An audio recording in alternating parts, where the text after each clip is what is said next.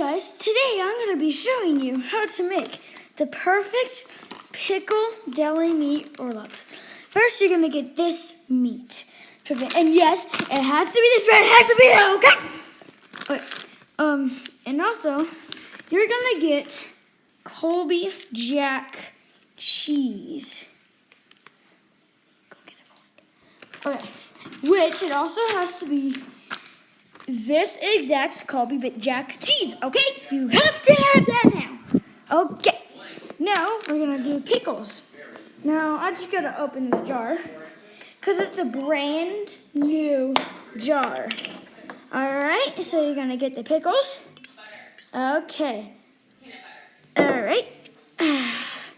Do that and that. I usually do about 4 to 5 pickles. Okay.